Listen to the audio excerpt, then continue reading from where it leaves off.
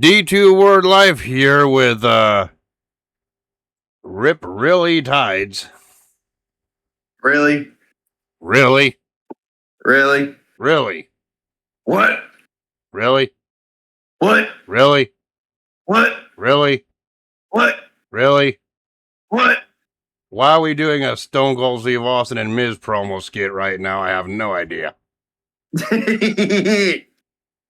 But there you go. This week we are reviewing one of Riptide's favorite events because it has his favorite main event on it. No, this was your pick. It was your favorite event. Yes, I know it was my pick, but you told me when we watched it that this main event was your favorite match of all time. And And that's right, we were reviewing SummerSlam 2014 this week. Which, yes, it was my pick. It took place on August 17th, 2014 in Los Angeles, California at the Staples Center. You know, the same place where the main event rise of John Cena started, and ironically, at this event, it was the same place where the main event rise of Cena died. What do you gotta say to that? he didn't die. You're like, go fuck yourself. Am I right? Exactly. Anyway, there were 17,357 witnesses, fans, to this professional assassination, this main event. Right? Uh-huh. And of course, the commentators for this event was your boy Michael Cole, who I know you want to see have one more match. You're still advocating for it. I know you want to see him have one more match. No, you were the fan of the orange singlet, not me. And the other two commentators for this event was JBL and Jerry Lawler. And the ring announcers were Lillian Garcia and Justin Roberts. There you go. Right? And shout out to the pre-show match that took place before the pay-per-view. It was Rob Van Dam defeating Cesaro. I'm surprised those two weren't on the main card, to be honest, but it is what it is. Right? Yeah. Well, technically they were on the main card. They were lumberjacks for that lumberjack match, but yeah, so be it. Right? Yeah. And of course, before we even saw the opening video package, who did we see come out first?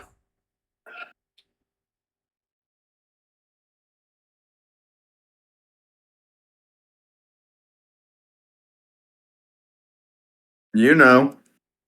No, I'm just saying, who did we see come out first, brother? Yeah, we saw the brother.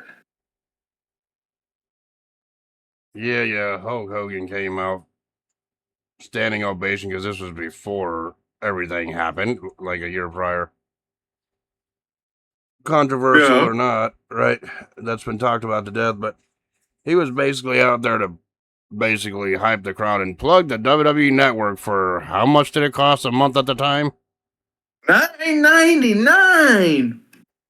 That really makes you miss the WWE Network because now we have to have 3 or 4 different freaking apps just to watch half of that shit that the network offered, which is stupid, right?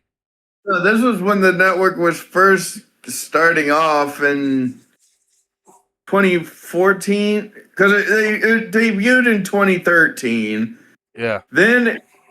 But it had so many issues, they had to push it back to 2014. But then it was going good, and they just didn't want it anymore, which I think they should bring back. No, back around this time period, ESPN fucking almost $30 for fucking just to watch the damn show. Just watch the current pay-per-views, and oh yeah, and if you want to see the past pay-per-views, guess what? You gotta have a Netflix account. Yes. And when it comes to Netflix, if you want to watch the weekly shows, you're SOL because they don't have the full Raw or catalog. Oh, and if you want to watch SmackDown, you're SOL here in the States because they don't offer that either. Yeah. So I'm like, wow. So you got to pay for at least two, maybe three different freaking apps just to watch like about 60% of what the network offered at best. Yeah. Which honestly, that makes me miss the days of W Network now. I know we're a little off track here, but back when the network was new and fresh back in 2014, what was your experience? Because I remember some events worked for me, but others events just kept freezing and not working. And boy, that was frustrating. Did you have that experience back then or not? Yeah. I had to close the app and then restart it. Yep. And then there are other times when you were like, I ain't watching this baby live. It has too many bugs. Right? I would just have to watch it later when it's actually working. Right? Yep. But anyway.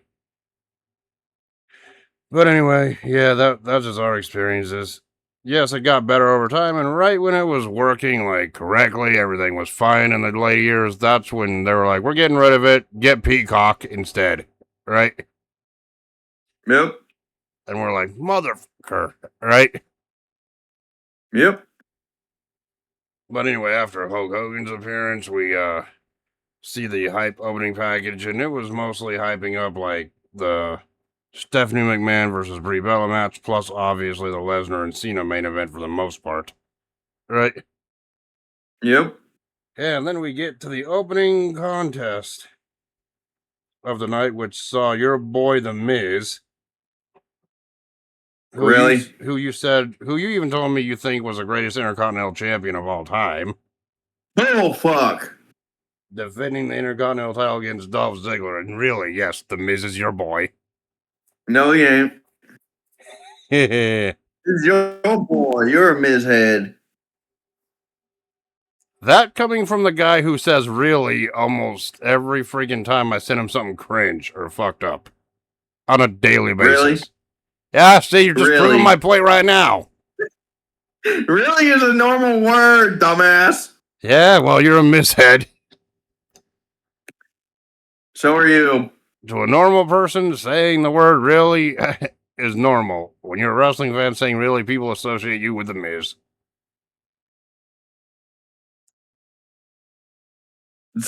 And we all know you're enjoying The Miz's feud right now in the real timeline against Danhausen. No. Yeah, you do. Anyway, The Miz came out, cut a heelish promo, including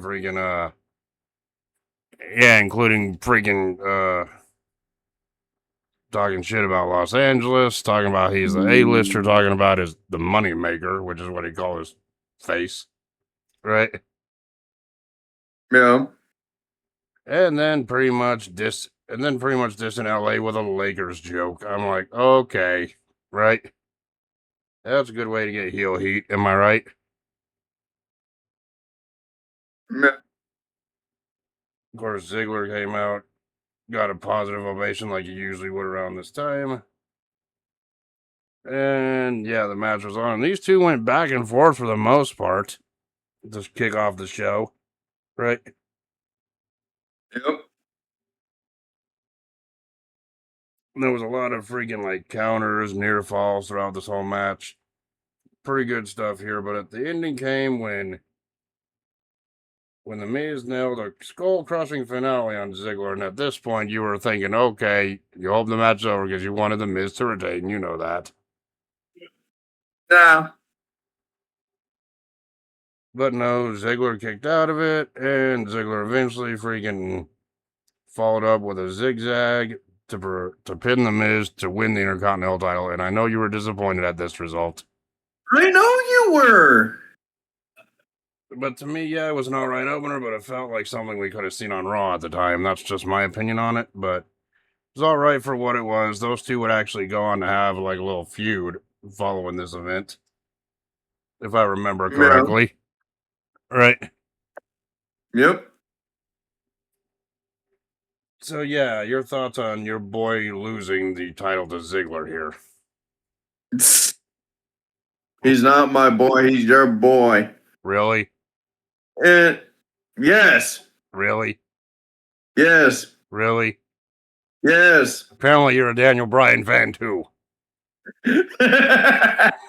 Who wasn't even on this show because he was injured anyway. Right?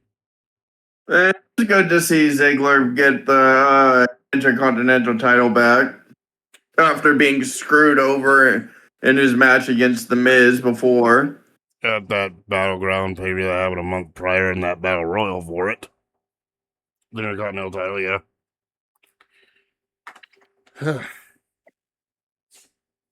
Oh, yeah. And I think it was after this match, we go backstage to see, was it Brie Bella getting interviewed in the back? Yeah.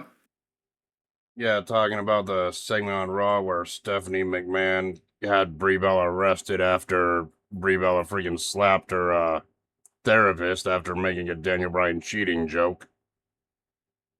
Right? Yeah. Oh, and ironically enough, I did some research on that whole angle here. Because I'm like, who the hell was that therapist? She looked familiar, that's why I did the whole research on it. Turns out the person who played the therapist in that skit was none other than Chelsea Green! I know, it was Chelsea Green! And yeah, I had to say that just for you to be like, do the intro. Right? Yes. Yeah, and Brie Bella was storyline arrested. This happened about a week or two after after Stephanie was storyline arrested in that freaking shit. In this angle. Right? Which we'll get into later on. Right? Yep. So yeah, after her little interview saying she had time to reflect on all the things Stephanie's done to Nikki and to Daniel Bryan, she's gonna destroy Stephanie in the ring, basically is what she was saying, right? Yeah. Or make her pay. Then we go on to the next match, which saw AJ Lee defend the Divas Championship, if you even remember that ugly butterfly belt. Right? Yes. Against Paige. Now, I may say that the Divas Championship belt design was shit, but Paige and AJ Lee actually could wrestle each other, right? And actually make it look convincing. It was kind of like they were kind of like the unofficial start of the women's revolution today, if Also, given the time to guys, do so. Also, I'm gonna do a little sidetrack on this. Also, I just found out on YouTube that U.S. Senator Lindsey Graham has just died Damn. at 71. Well, regardless of your political views, it sucks when when you hear about the passing of somebody like that. Yeah. But anyway, that's sad. But going back on track, talking about this Paige and AJ Lee match. Yeah, both made their entrances, but freaking Paige was mocking freaking AJ Lee by skipping around every time she had the advantage in this match. Kind of like what AJ Lee does. This is a return match from their fight at On Raw. Battleground? I think it was on Raw or Battleground. I think it was on Raw. Because this really started the night after WrestleMania 30 when Paige made her debut, defeated AJ Lee to win the Divas title. Yeah, but I think at Battleground is when AJ came back and took the Divas title back. Divas title from Paige a couple months later. Yeah, and then freaking this was like the rematch, so they're both one apiece against each other at this point, right? Yeah. Yeah, and at one point, for some reason, freaking Paige was in control. So Paige decided to freaking like crawl on top of AJ before dealing more damage with headbutts. right? Yeah. And at that moment, you were like, I wish I was AJ. You know you were, right? So did you. Yeah, and then obviously Paige, being obviously from the UK, studied up on the British Bulldog by delivering the most devastating rest hold ever, the chin lock. And that's when I'm like, yeah, 5 out of 5 right here. Match of the night. Right? And you're Yeah. like, God damn it. But unlike SummerSlam in 1997, she only logged on one chin lock, not like 7 or 8 of them like Bulldog did against Shamrock. Yeah. Yeah. Imagine if that was the case, she'd be like, God damn it. Why? Right? Yeah. Because you knew for a fact I wouldn't be shutting up about it. Right? Yeah. But the end came when AJ Lee replied back, was able to fight Paige off, somehow apply the Black Widow, and it looked like freaking Paige was going to tap out before she countered it into a Rampage to get the 3 count and win the Divas title. Yep. Your thoughts on this? All right. It was a good match between them.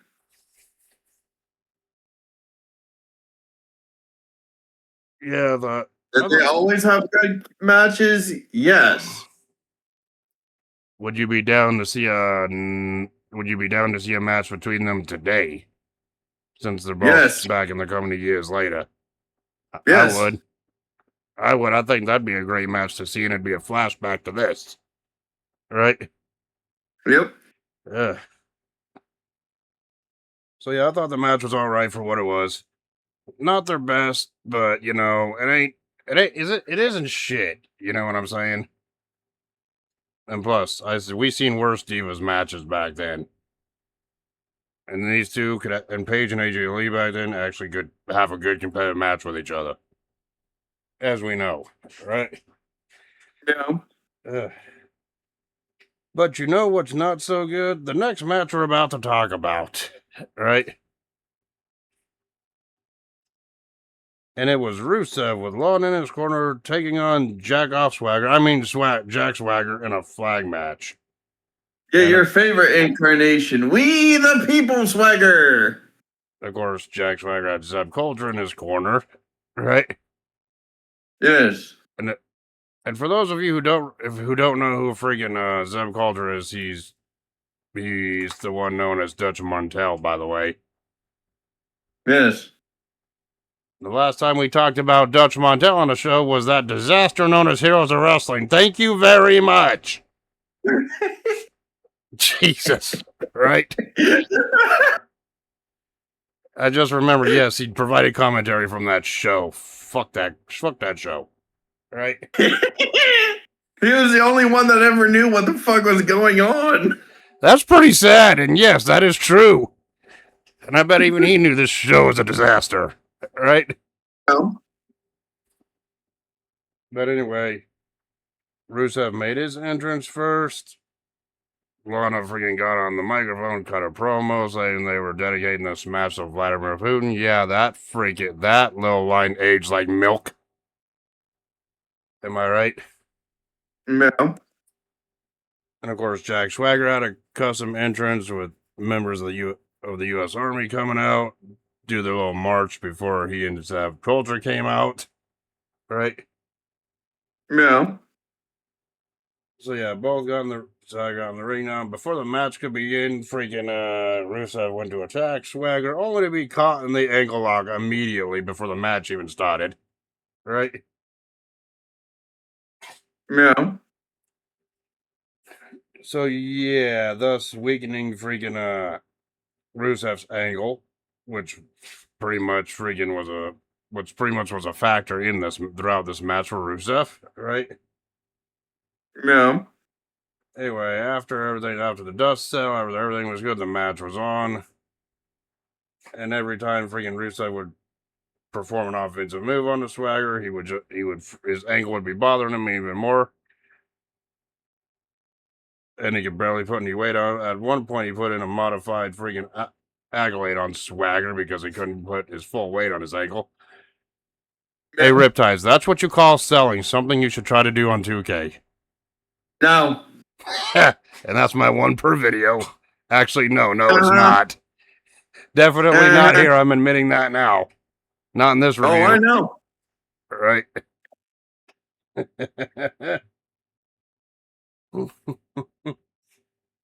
But at one point, Swag was able to fight back, get out of that modified accolade or camel clutch, whatever you want to call it, right? And he was able to eventually put freaking Rusev into the Patriot lock or ankle lock, whatever you want to call it. Near the end of the match, but Rusev was able to get out of it. And then knocked Swagger down once again with a Moshka kick, right? Or super kick, whatever. And this time Rusev was able to lock the accolade on the freaking Swagger fully, and Swagger never tapped out. Instead, he opted to pass out, thus giving Rusev the win. Right? Yeah. Yeah, then after the matchup here, freaking Zev Coulter went to check on freaking Swagger, only to get met with a kick to the face from freaking Rusev. Right? Yeah. Yeah, and then they raised the Russian Russian flag and played the Russian national anthem over the freaking speakers. Because that's how the freaking dang flag match was here. Stipulation was. Your thoughts on this?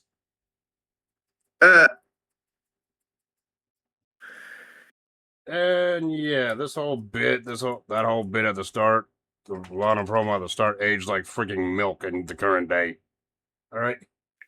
Well, yeah, but it also just reminded me of every other flag match that they've had in WWE.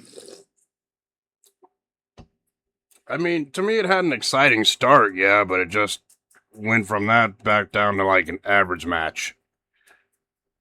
Right. Yeah.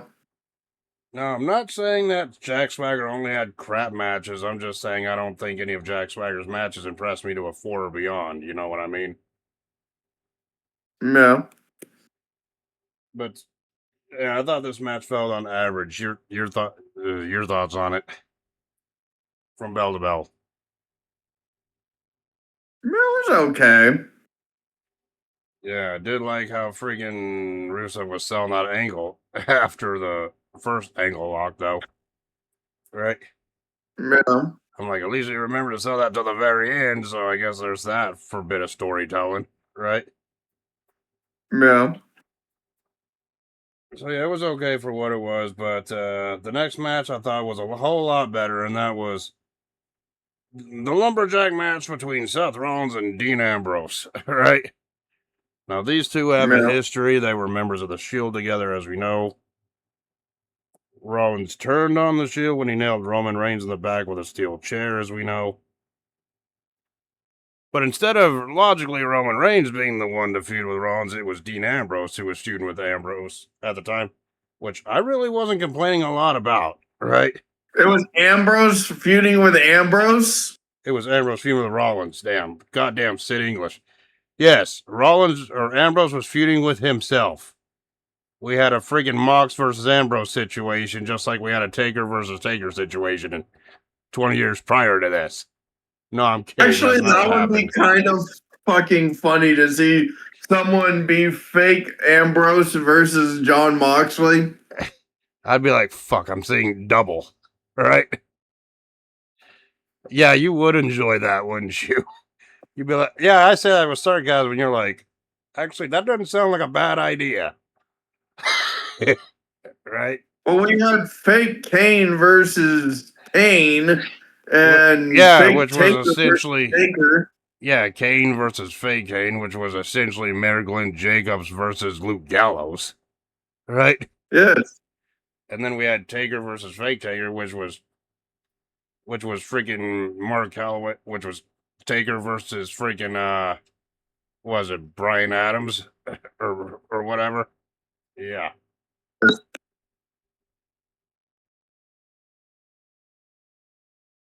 Or who was the guy that played Chains? I think he was the one who played fake Taker. whatever his name was. Right? Yeah. If you're an old school fan who knows the group DOA, you know who Change was. That's who I'm trying to think of. Right? But anyway, Look it up.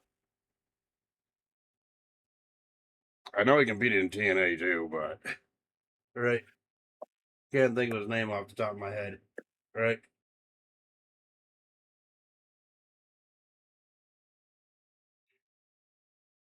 But anyway,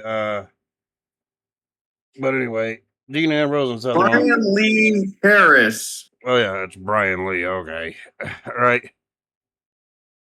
Brian Lee. That's who it was. Right. There was Chris Harris and TNA. Yeah, I think. Yeah, I think that guy was Fake Taker. But I'll just do my research. Yes. Yeah, I'll do my research. Everybody. Brian Lee Harris, an American retired professional wrestler, best known for his run in Smoky Mountain Wrestling, ECW, WF, and TNA, two-time Smoky Mountain Wrestling heavyweight champion, also portrayed the Fake Taker in '94 and wrestled as Chains, the Disciples of the Apocalypse. In 90. Right. Yes. Yeah, and then he was part of the Disciples of the New Church in TNA in the early days. I know that. Yeah. Also, because that's pretty much where I'm at when watching TNA Asylum years, but that's another story for a different day. That's on my own time. Anyway, going back to this freaking lumberjack match because we got off track. Rollins made his entrance along with Ambrose, and Ambrose just started off right away. He didn't give a crap, right? Attacking Rollins from the get-go, right? Yeah, and then when Ambrose got thrown out of the ring, freaking the lumberjacks freaking throwing him back into the ring. Damian Sandow was on the outside. He was the only one dressed as a lumberjack. The rest of them were dressed in their normal attire, right? Yeah. Yeah, and then when Rollins went out to take a break, nope, the others threw him back in there too. But eventually, Dean Ambrose was like, screw this, jumped from the top rope onto the lumberjacks, eventually fought Rollins all the way into the freaking audience. When the lumberjacks were just standing there like, oh no, what do we do now? Even though our job is supposed to keep him in the ring, I ain't following him up in the stands. Fuck that, right? Yeah. And this kept occurring until freaking Kane came out. Your favorite freaking version of Kane, Corporate Kane, right? We all know that was the most devastating version of Kane ever, right? No, that was just bad all the way around. Oh, you love Corporate Kane. Oh, I know you did. It's like he came out, pretty much told all the other competitors who were lumberjacks around the ring to do your job and go up there. Jesus, right? Yeah. So eventually Bo Dallas and some of the other lumberjacks actually freaking got Ambrose off of freaking Rollins in the stands, carried him back to ringside, and then Rollins was like, screw this, and ran off. He's like, yeah, I'm going to go the entrance way. And then he was met by freaking, the Usos. He was met by the Usos and the other lumberjacks who freaking picked his ass up and carried him back into the ring too. Right? After that chaotic brawl. Right? Yeah, and then freaking... He wasn't tossed in there. Dean Ambrose was the one that tossed him in there. He freaking... I remember when Rollins was being carried, Dean Ambrose came. Yeah, when Rollins was being carried back, as soon as they got to the ringside, freaking Ambrose went up the top rope and splashed all of them. Yes. Once again, yeah, now I remember. Eventually Rollins and Ambrose ended up fighting back in the ring where freaking Dean Ambrose took it upon himself to nail Rollins with his own curve stomp finisher, right? Yeah. So yeah, Ambrose had the pin, had Rollins beat, but then Kane pulled the official out of the ring, right? Yep. And then who confronted Kane? Goldust did. I'm like, oh god, we got two Attitude Era stars freaking going nose to nose in 2014. right? Yep. But then Kane easily dispersed Goldust with an uppercut, right? And then all hell broke loose because every lumberjack came in the ring and started brawling with each other, right? Yeah, It we was also saw Cody Rhodes as Stardust. funny how Cody Rhodes painted as Stardust would go on to be the top face of the company today, but yeah, right? Yeah. But then in all this chaos ensuing, Seth Rollins was able to get his hands on his Money in the Bank contract, which he waffled Ambrose in the face with, at least knocking him out for the 3 count to get the win. Your thoughts on this? It was a decent match, but they'd have a run back again for the title when Yeah, Dean Ambrose won the Money in the Bank match. the following year. Yep. Of course, this would not be the end of their 2014 feud. That would come a couple of months later when those two fight each other in a Hell in a Cell match at the 2014 Hell in a Cell pay-per-view as well, which we need to review. Yeah. All right. But yeah, I thought this was one of the better lumberjack matches I've seen, and I can't say that about a whole lot of them. Lord knows this one didn't have a whole lot of competition for good lumberjack matches, in my opinion. Right? Yeah.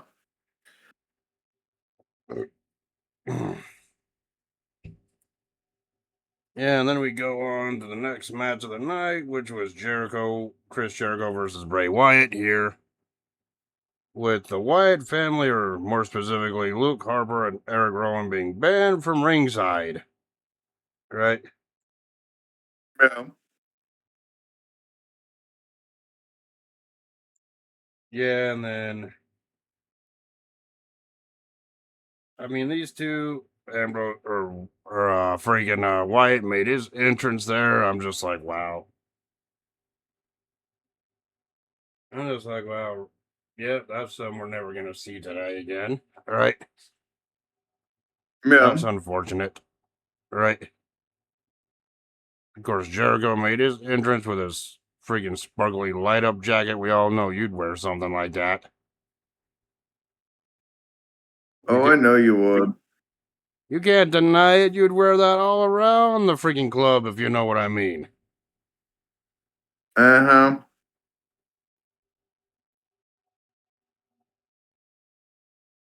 But yeah, these two locked up, and it was a standard back and forth match. Neither man had the advantage. It was kind of like the cool down match because everyone just experienced the awesome lumberjack match, right? Well, also, what did Jericho have on his wrestling tights? For some reason, Jericho decided to have Y2J 2014 printed on the ass of his wrestling tights or trunks, Yes. whatever, right? Which even you looked at that, you were like, that feels tacky as fuck or cringe, right? Just cringe. Of course, at one time in the match, Jericho had the momentum and actually locked the walls of Jericho in on Bray Wyatt, which Bray Wyatt almost freaking tapped, but no, we gotta think, right? Wyatt was a contortionist. So he was able to get to the ropes, break the hold, and then Wyatt did his whole like spider sense stance on Jericho, who looked at him all in confusement, all confused or whatever. He goes, "What the fuck?" Right? Yeah. Like Bray Wyatt always did in these matches.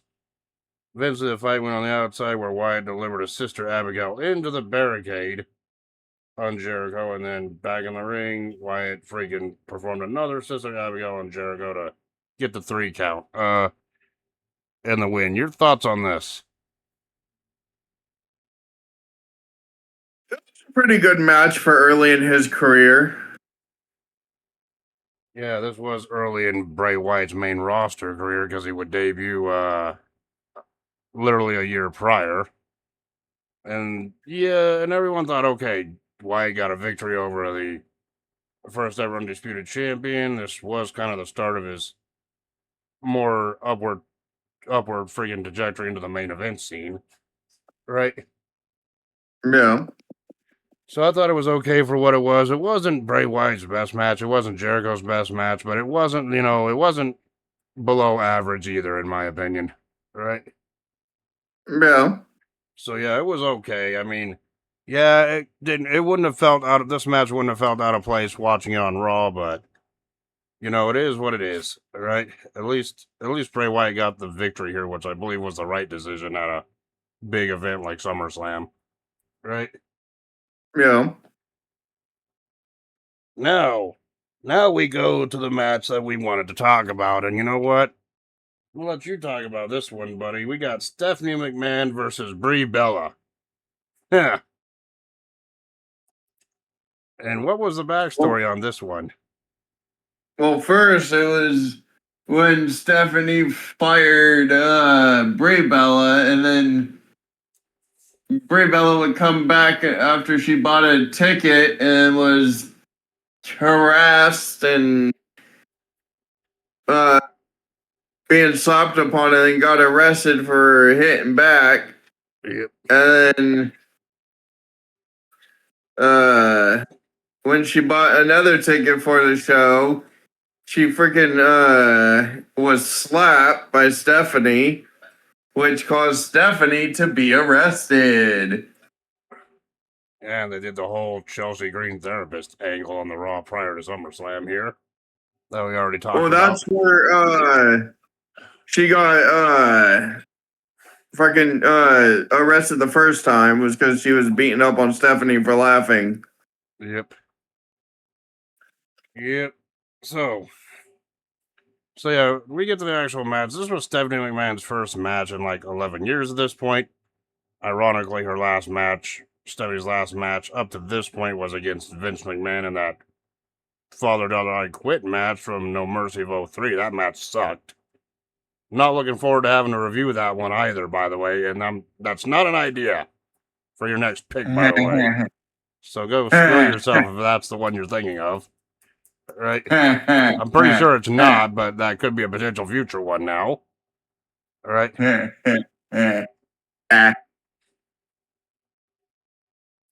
But anyway, so both made their entrances, and what did we see throughout this match? Like some spots that stood out to you.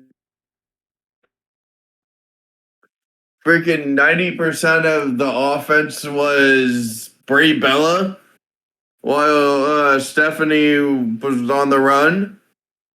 Yeah, because Stephanie's not a trained wrestler, right? She's one of the owners. Like, well, I'm pretty sure she's trained, but she's not at the level of a Brie Bella or anything, right? Yeah.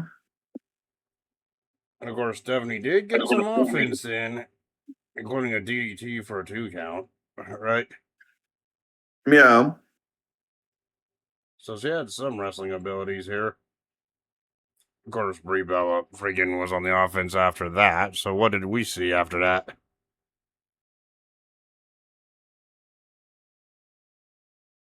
Or you can talk about how the controversial match ended, and we can just fill in the blanks in between, right?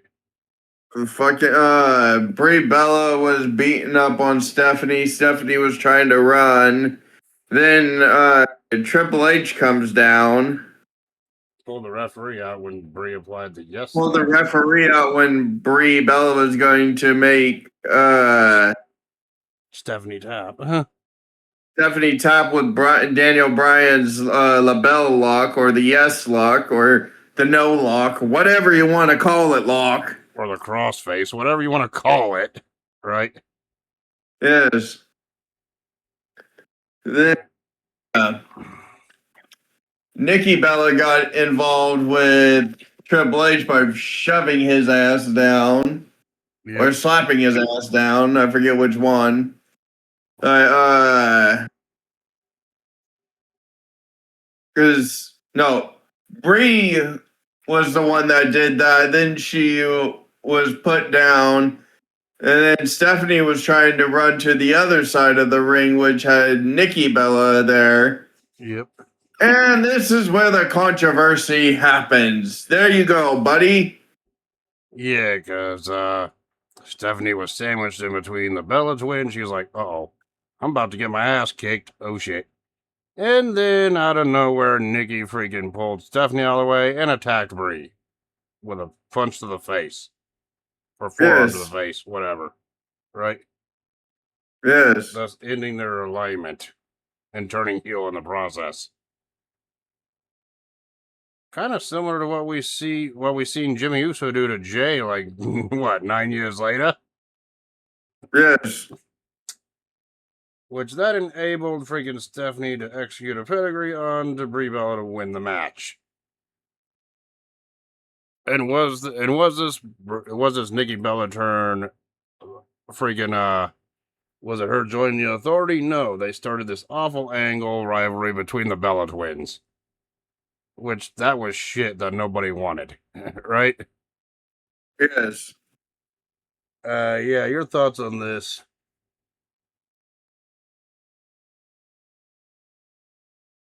It was good. Memorable, controversial moment, but the match was a little under average for me. And that's not a knock on Stephanie. She's not on Brie Bella's level either, but she did the best she could. So it's not a total Yeah. like zero dud, but it was something, right? Yeah. I mean, we've seen worse matches from actual good competitors than this outing right here from Stephanie, right? Yep. Yeah. So I thought it was okay. Anyway, the semi-main was Roman Reigns, the big dog, your favorite incarnation, taking on freaking Randy Orton. No. And this was a weird time period. It was a transitional time period between Roman Reigns being in the Shield into Roman Reigns being the most controversial, hated figure in the main event scene. This was like the time period in between those, right? So when Reigns came Yeah. out, he wasn't like 100% booed by the crowd, but he wasn't 100% cheered either. He was kind of like in between at this Yeah. point. So this was before like 100% of the crowd hated Reigns, basically, is what I'm saying. He still had, it was kind of like a half and half mixed response, right? Yeah. Lord, but those might as well just been the most positive freaking reactions that Reigns got versus later, if you know what I mean, right? Yeah. And of course, Randy Orton came out. And of course, he got somewhat booed, somewhat cheered. He was the heel going into this, but some of the people that were cheering Orton were probably just cheering because, he was a veteran there, been there for a long time, right? Yeah. Yeah, and this match was back and forth. One of my favorite spots in this match was when Reigns went for a freaking like mid-match spear, only get met with an RKO. I thought that was pretty decent. The RKO out of Yeah. nowhere, but did that get Orton the win? No, Reigns kicked out. Right? Yeah. Yeah, and then near the end of the matchup here, after a good back and forth, including that RKO spot and power bomb and a freaking like scoop power slam near fall spot counter from Orton from the spear from one of Roman Reigns' spears also. So I thought it looked impressive. Orton went for the Yeah. front kick, but Reigns countered it and executed a spear in the third freaking attempt and got the 3 count. Your thoughts on this? It was good. Well, I also like the commentary. It's like, oh, they're going. He's going for Plan P for Plan Punt Yep. because Roman took Plan A through R, Basically. Right? so he went for Plan Punt. Yep. I mean, what was plan A? Armbar, if you ask Chris Jericho. Right? Yes. B, baseball slide. C, calf crusher. I don't know. Right? Chinlock. Or C is chin lock. Right? I killed myself. Anyway, I thought this was an alright match. It wasn't the best Reigns match I've ever seen by far. It wasn't the best Orton match, but, it was okay for what it was. You know what I'm saying? Yeah. So, So yeah, Reigns got the win on that one. Now we go on to the controversial main event from this show for the WWE World Heavyweight Championship, which was just the 2014 version of the Undisputed title with the WWE Championship and the World Heavyweight title, the old big gold belt put together, right? Yeah. It was the champion John Cena defending against Brock Lesnar, who at this point ended the Undertaker's WrestleMania streak about 4 months prior. He was riding high on that one, right? Yeah. And what's the best way to sum this match up? Yeah, if it was more like 90-10, right? Yes. But anyway, let's talk about this best we can here. After the introductions were over, the championship was displayed by the ref. The two titles were displayed by the referee, declaring that this match was for the titles. Freaking match started, and Cena just went full blown at Brock Lesnar because John Cena had said in the promo or the story leading up to this one that he wanted to be the one to beat the one. You know what I mean? Yeah. But after about a 30-second scrap, freaking Lesnar freaking nailed freaking Cena with an F5 and got a 2 count. Can you imagine? Can you imagine if that was it right there and they just squashed John Cena that quick? Right? Well, Oh, that's what Brock and Heyman thought. It was only going to be a 30-second match, and nope. yeah, but can you imagine if this main event only lasted 30 seconds? Everyone would be booing the shit out of it. Yes. Yeah, and then after that F5 and kick out at the very start, Brock Lesnar even yelled out to Cena, "That was your one chance, John." Right, basically, right. Yes.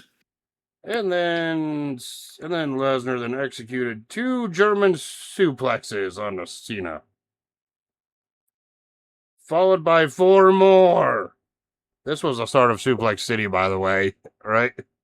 Followed by 6 more. Yep.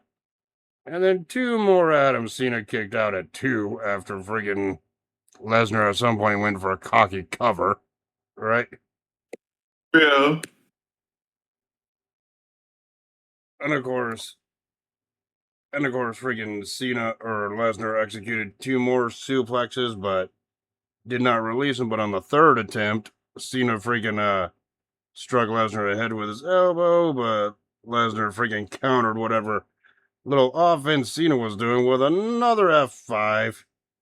Or with another F5 attempt, only for Cena to counter into a freaking attitude adjustment FU for another 2 count. Yes. And with Heyman's like, no. And then fucking he turned for the F5, and then Cena's like, gotcha, bitch. But at this point, Lesnar kicked out of the FU, or attitude adjustment. Lesnar was down and out. Cena was hurt in the corner.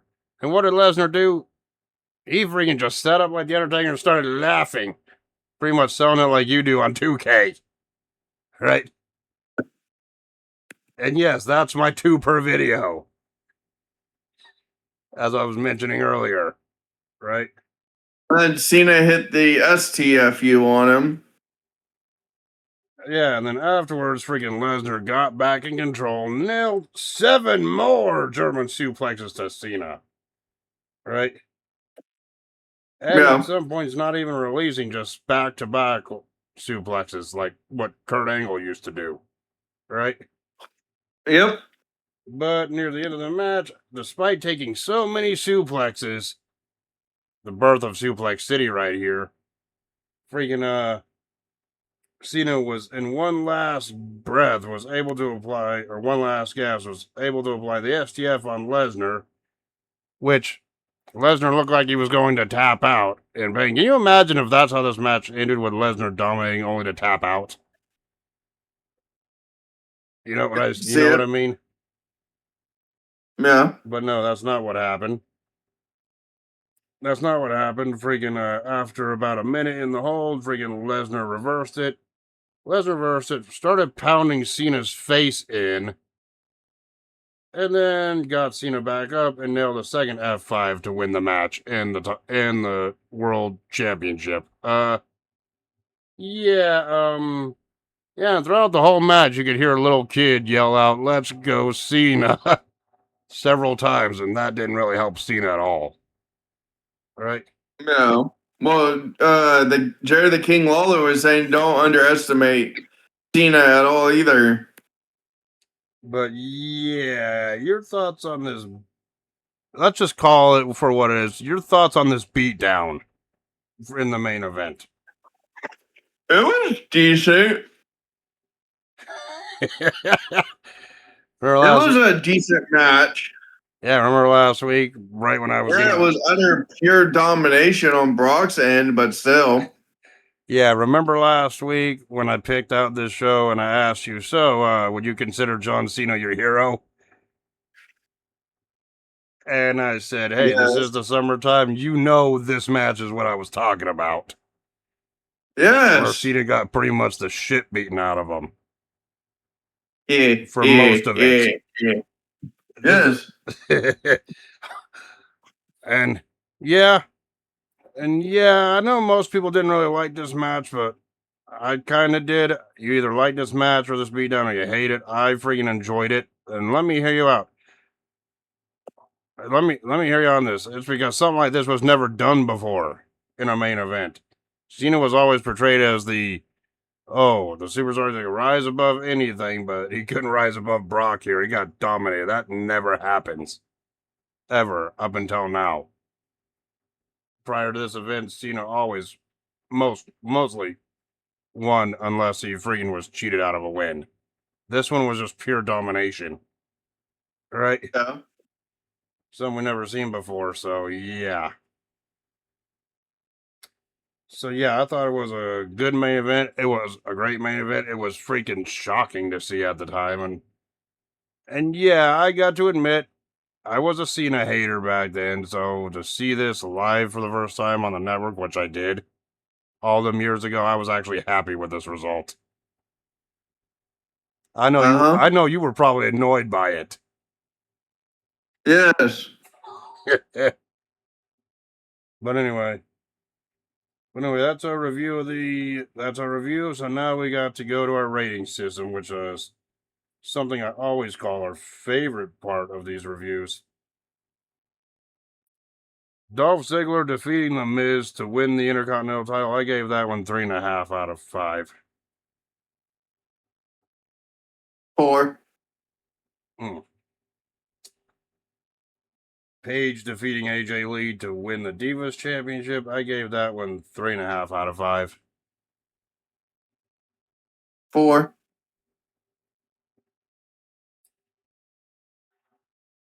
Rusev defeating Jack Swagger in that freaking flag match. I gave that one 3 out of 5. 2.5. I'm sorry, that was the weakest match of the night. At least in your opinion. Seth Rollins defeating Dean Ambrose in that lumberjack match. I gave that one a good solid 4 out of 5. 4.5. Bray Wyatt defeating Chris Jericho. I gave that one 3 3/4 out of 5.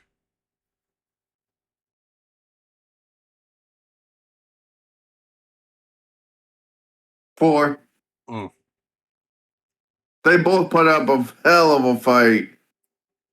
Stephanie McMahon defeating Brie Bella. I gave that one 2.5 out of 5. To me, that was the weakest 3.5. To me, the Stephanie McMahon Brie Bella match was the weakest match on the card, in my opinion. Right? It's a 3.5. Roman Reigns defeating Randy Orton. I gave that one 3 3/4 out of 5.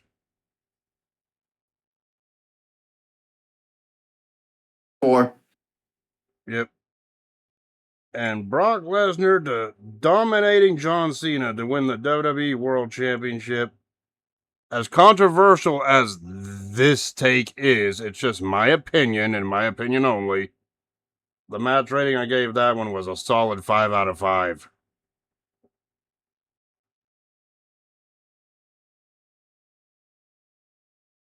What would you rate the main event squash? 5 out of 5. Yep.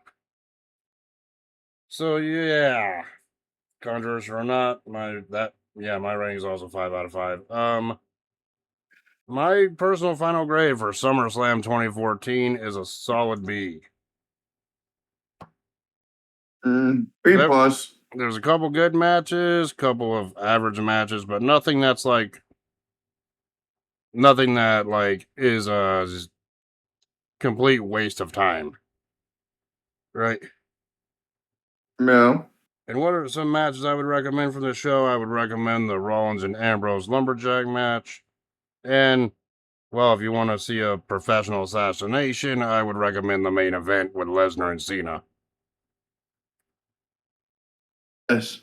But now it's my turn. Oh, God. Eh, Oh, God. I'm almost eh. afraid to ask, but I already know we gotta fucking do your pick anyway. You're gonna make me review it whether I want to or not. Oh, and by the way, fuck you in advance. I don't even know what it is.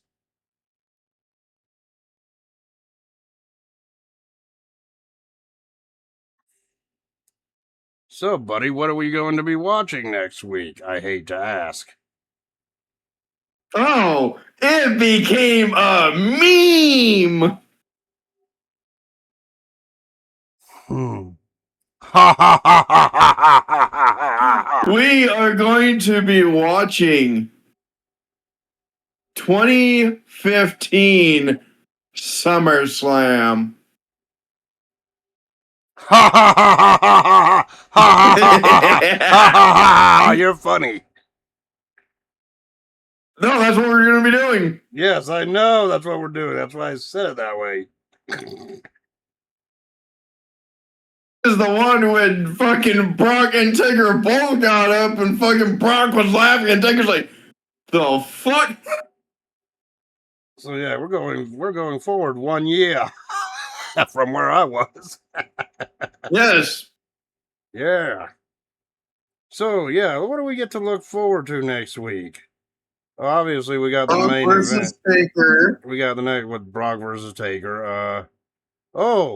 Oh yeah, we had Seth Rollins defend the W title against John Cena, who was the U.S. champion, in a winner takes all title for title match. And if that doesn't tickle your fancy, how about Dolph Ziggler versus Rusev? Oh God, right? Oh God, that story. Oh, we had an Elimination Chamber match where Ryback was the Intercontinental Champion. No, defending a trouble there against Big Show and The Miz. The Elimination Chamber was a couple months prior to this, which that match sucked, by the way. We still got to review it though. Yes. Oh, and we had Dean Ambrose and Roman Reigns take on the Bray Wyatt and Luke Harper in a tag match. Yes. Or how about Team PCB taking on Team Bad and Team Bella in a 3-team elimination match? Which was Charlotte, Becky, and Sasha Banks versus Paige, Naomi, and Tamina.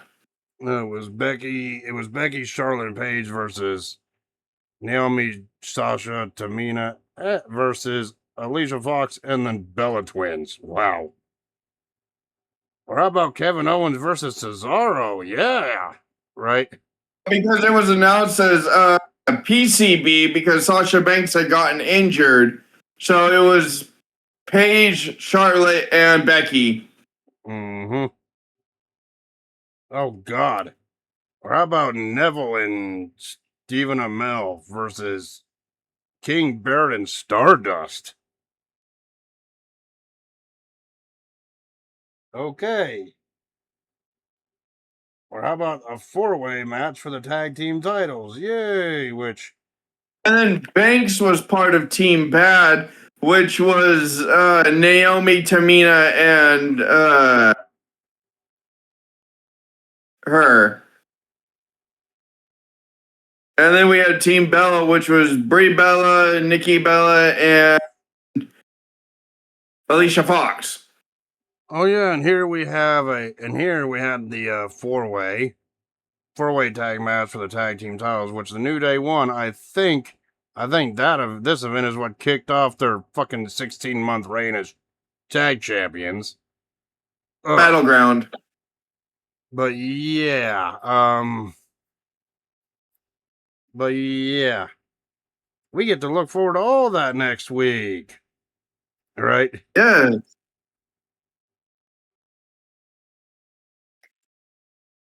Well, the main event's gonna have us be in a laughing fit. Ha ha ha ha ha ha. So yeah, you're an asshole, but yeah, we'll just see how big a one. It just depends on how bad the show we is also next week. had Stardust and Barrett Yep. versus Stefan Amell and Neville. Wait a minute. The whole friggin' Cena and Rollins match for the U.S. and WWE. Wait a minute. Was that the one where Jon Stewart got involved screwing over Cena? Yeah, I think it was. What the fuck? That match sucked.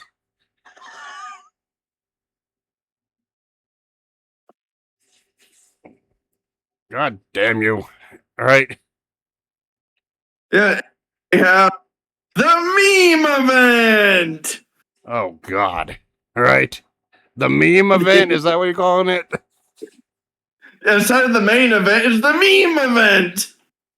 Oh, God. Anyway, yeah, next week or later this week, depending on how you look at it, at time of upload, we get to look forward to SummerSlam 2015 in our next review.